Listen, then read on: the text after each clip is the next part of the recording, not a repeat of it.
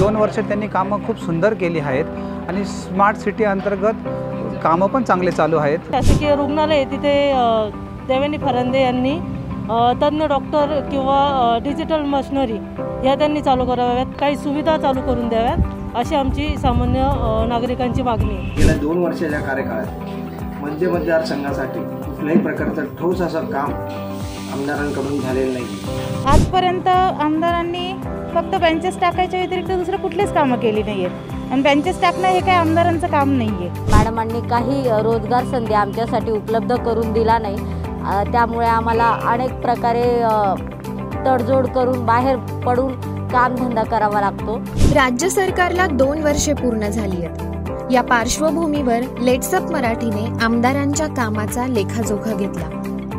लोकप्रतिनिधी म्हणून भाजपा आमदार देवयानी फरांदे या नाशिक मध्य विधानसभा मतदारसंघाचे प्रतिनिधित्व करतात। आमदार फरांदे या केंद्रीय मंत्री नितीन गडकरी, विरोधी पक्षनेते देवेंद्र फडणवीस यांच्यासह सुधीर मुनगंटीवार यांच्या निकटवर्तीय म्हणून ओळखल्या जातात।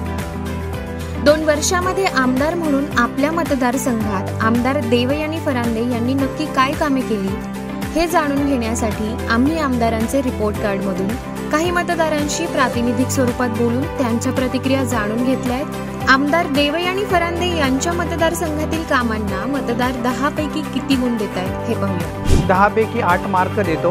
10 पैकी 7 मार्क देऊ इच्छितो। 10 पैकी 6 गुण नक्कीच आपण त्यांना या ठिकाणी देऊ शकतो। 10 पैकी 2, 10 पैकी 1 गुण देऊ इच्छिते।